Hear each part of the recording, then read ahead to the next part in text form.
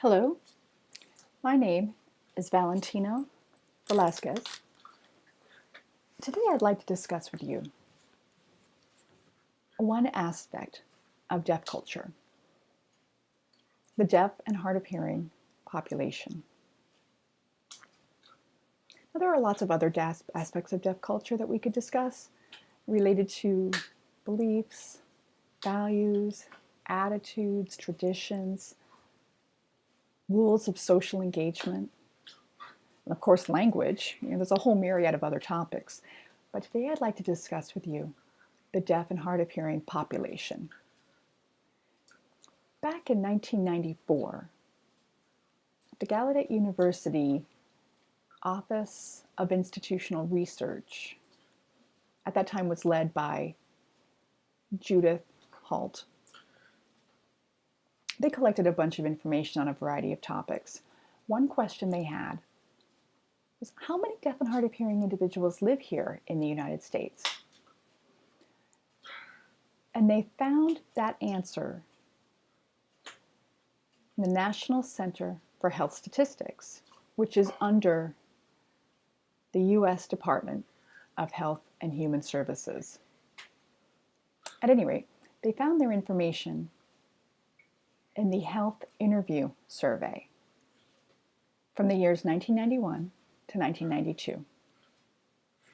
So Judith took that information and she disaggregated the data, and she found that the sum total of individuals who lived in the United States at that time,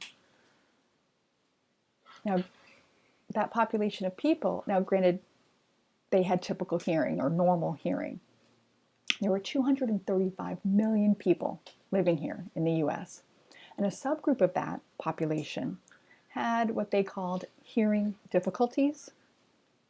And now hearing difficulties is sort of an umbrella statement that covers people with mild hearing losses all the way to people who have profound hearing losses. So it's a range of people. They all fall under the umbrella of hearing difficulties. At any rate, there were 20 million people living in the US with that designation. Now, those findings were published in a professional journal and distributed widely. That journal was called the American Annals of the Deaf, or AAD.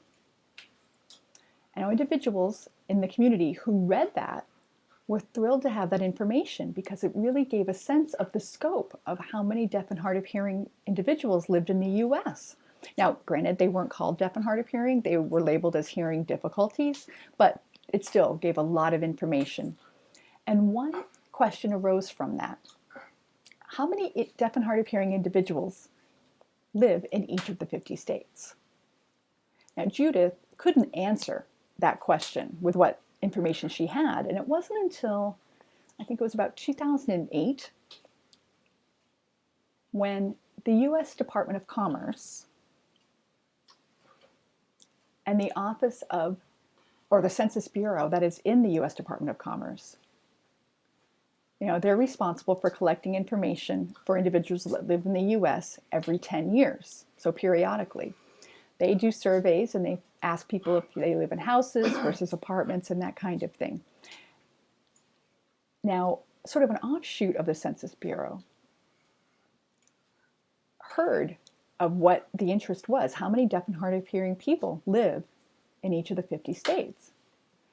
And this group, which was already well established and well funded, they were ready to roll up their shirt sleeves and help out to find this information.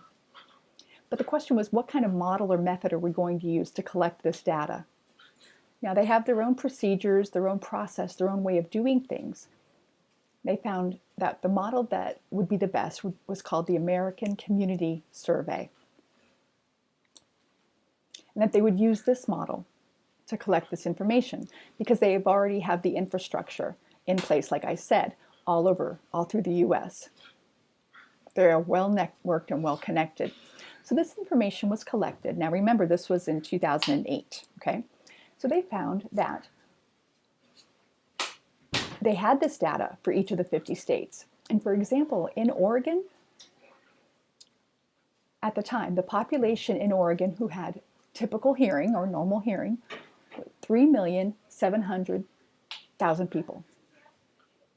Now, of that, the subgroup of people who had hearing difficulties was around 160,900 people who lived in Oregon. Now, those findings were published in the American Annals of the Deaf as well. And again, the deaf community was thrilled to have an understanding of how many live in each of the 50 states.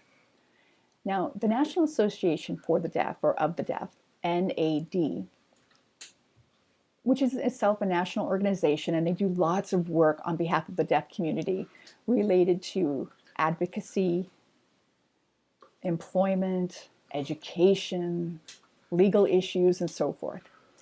Anyway, NAD wanted to know something else.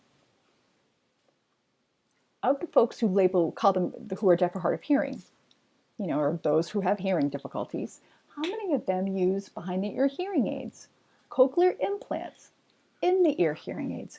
How many of them use communication methods like ASL or signed English, PSE, maybe cued speech as a communication method? And how many of them were oral in their communication?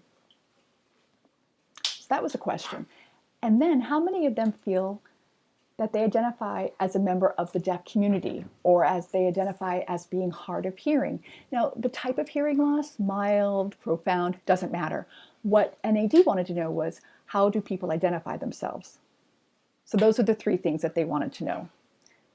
Now, at that time, the Census Bureau said, that's not really important to us. Hearing difficulties is good enough. That covers everything.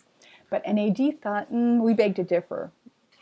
And they wrote grants, they collected money from other funding sources, from states, from external funding sources, to be able to collect this information. And the Census Bureau acquiesced, and they agreed to add questions to the next census regarding communication methods, regarding assistive technology, and regarding identity. So we are all very excited to know what the results will be after the next census. Curious to know, of those people who are deaf or hard of hearing, how many of them use assistive technology or identify as deaf? It could really change the outlook of the American deaf community and American deaf culture. Now, as an aside, I wanted to share sort of an interesting little anecdote. In New York, in a city called Rochester,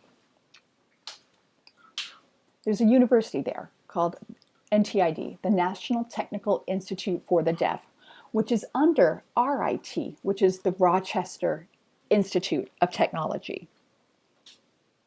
So NTID is one part of RIT. At any rate, there's a researcher and lecturer there, Jerry Walters, and he did some research on his own, and he found